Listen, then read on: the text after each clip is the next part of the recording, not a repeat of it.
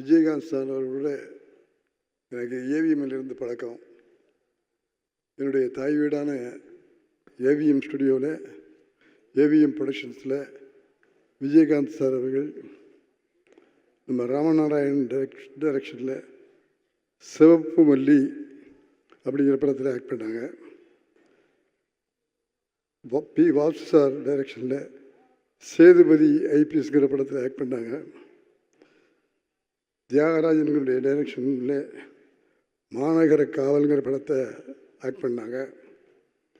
அதே ஏவிஎம் ஸ்டுடியோவில் விஜயகாந்த் அவர்களை வச்சு தர்ம தேவதைங்கிற படத்தை நான் இயக்கினேன் என்பதையும், இங்கே பேசிய கலைப்புலி தானு சார் அவர்கள் எடுத்த நல்லவன் படத்தையும் விஜயகாந்த் சார் அவர்களை வைத்து எடுத்தேன் என்பதையும் பெருமையோடும் மகிழ்ச்சியோடும் என்னுடைய வாழ்க்கையில் அவைகள் குறிக்கப்பட்டிருக்கின்றன என்பதை சொல்லிக்கொள்ள ஆசைப்படுகிறேன். இந்த நல்லவன் படத்தில் காஷ்மீரில் ஷூட்டிங். அங்கே எல்லாமே ஒரே இடத்துல ஒரே பணி. சூப்பராக இருந்தால் ஸ்டண்ட் மாஸ்டர் அதெல்லாம் சேர்ந்து கிட்டத்தட்ட மலையினுடைய உச்சியில் அந்த லொக்கேஷன் நல்லா இருக்குது அப்படின்னு சொல்லிட்டு ஃபிக்ஸ் பண்ணோம். ஆனால் அந்த மலைக்கு போகிறது நடந்து போக முடியாது, சாமான்களை தூக்கிட்டு போக முடியாது. வரி குதிரைன்னு ஒன்று இருக்கும். அந்த குதிரை மேலே எல்லாம் ஏறி சாமான்கள்லாம் அந்த வரி குதிரை மேலே ஏற்றி மலை மேலே போகிறோம். மலை மேலே இந்த பார்டர் எட்ஜில் போகுது அந்த குதிரை. கொஞ்சம் மிஸ் ஆனால் கூட கீழே விழுந்துருவோம். ஆகவே நாங்கள் காலைல 7 மணிக்கு புறப்பட்டு போய் மத்தியானம் 12 மணி 1 மணிக்கு தான் லொக்கேஷனில் போய் சேர்ந்தோம். ரொம்ப கஷ்டப்பட்டு போனோம். ஆனால் அருமையான லொக்கேஷன். அதில் ஃபைட் எடுக்கும்போது ரொம்ப த்ரில்லாக இருந்தது. அப்போ நான் சொன்னேன், இன்னும் சாப்பாடு வரல, ஒன்றும் வரல, நம்ம 1 மணிக்கு தான் வந்திருக்கோம். ஆகவே நாளைக்கு இந்த லொக்கேஷன் வேண்டாப்பா, கீழே கொண்டு போயிடுவோம் அப்படின்னு சொன்னேன். இதை விஜயகாந்த் கேட்டுக்கிட்டே இருந்தார். உடனே ஓடி முத்துராமன் சார் ஒரு நாள் இல்லை 2 நாள் ஆனாலும் பரவாயில்ல, நமக்கு விஷயம் நல்லா வரணும். இந்த இடம் அருமையான இடம், இது யாரும் சேர முடியாது, யாரும் வரமாட்டாங்க. இந்த மாதிரி இடத்துல எடுக்கிறதுல நமக்கு படத்துக்கு ஒரு பெரிய மரியாதை கிடைக்கும். ஆகவே நாளைக்கு இங்கே தான் வர்றோம், நாளைக்கு முடியலன்னா நாளைக்கு நம்ம இங்கே தான் வர்றோம். ஆகவே இந்த இடத்துல தான் அந்த ஃபைட் எடுக்கப்படணும் அப்படின்னு விஜயகாந்த் அவர்கள் அந்த ஈடுபாடோடு சொன்னாங்க. அப்போ வேலையில் எவ்வளோ அக்கறை இருக்கணும், அது எவ்வளோ நேரம் ஆனாலும் சரி, எவ்வளோ காலமானாலும் சரி, அது திருப்தியாக வரணும், சந்தோஷமாக இருக்கணும். படம் காட்சியில் பார்க்கும்போது மக்கள் விரும்பணும் அப்படின்னு அவங்களுடைய ரசிகர்களை மனசில் வச்சுட்டு இந்த ஃபைட்டை பார்த்து என் ரசிகர்லாம் கைதட்டி கைதட்டி கைதட்டி பெருமைப்படுவார் சார்னு சொன்னார். அது மாதிரி எந்த காரியத்தை எடுத்தாலும் அதில் முழு ஈடுபாடோடு அவர் பணியாற்றுவார். அதுமாரி நான் அவரோட பல நேரங்களில் பணியாற்றியிருக்கிறேன். இந்த படங்களில் பணியாற்றியது போக விஜயகாந்த் அவர்கள், நம்முடைய கலைஞர் அவர்கள் 50 வருஷம் திரைத்துறையில் எழுத்தாளராக இருந்தாருங்கிறதுக்காக ஒரு பொன்விழா கொண்டாடினாங்க. அந்த பொன்விழா கொண்டாடுகிற நிகழ்ச்சியிலையும் அவரோடு நான் பங்கு பெற்றேன்.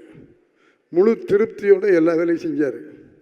கோவப்படுற நேரத்தில் கோவப்படுவார், தட்டி கொடுக்குற நேரத்தில் தட்டி கொடுப்பார். அந்த மாதிரி வேலை செய்ய போகும்போது அந்த பொன்விழாங்கிறதுக்காக அவர் என்ன செஞ்சார் தெரியுமா?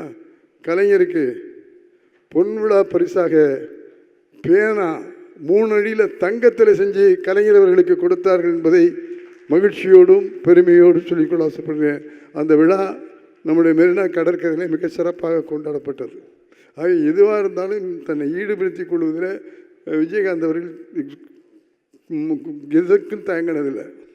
இன்னொரு விஷயம், எங்களுடைய டெக்னீஷியன்ஸ் பொறுத்தளவு சொல்ல ஆசைப்படுறதுன்னா, ஃபிலிம் இன்ஸ்டியூட்டை படித்த பையங்க நிறைய பேர் டைரக்டர் தொழில் படிச்சுட்டு வேலை இல்லாமல் இருந்தாங்க.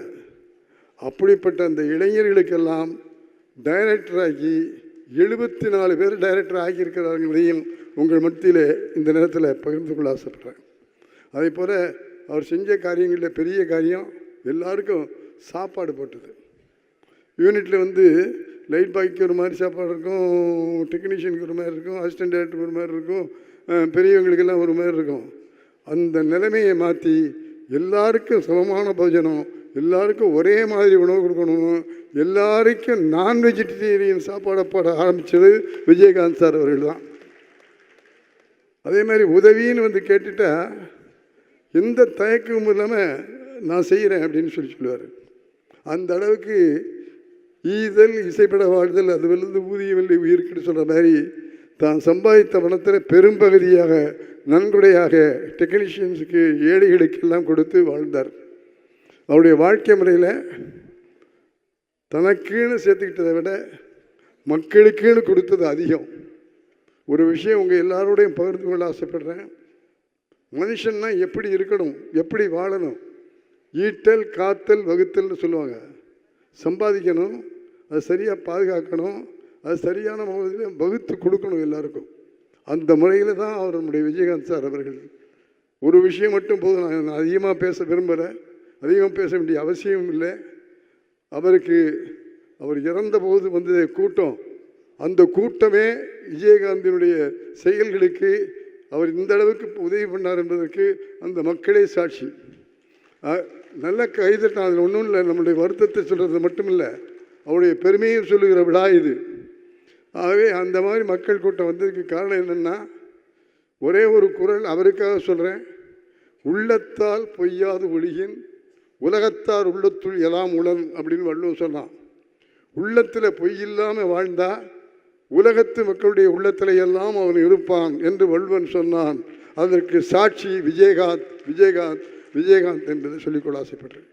அதேமாதிரி மற்ற இந்த வளர்ந்து வந்திருக்கிற இந்த நடிகர் சங்கத்தை பற்றி இங்கே எல்லோரும் சொன்னாங்க.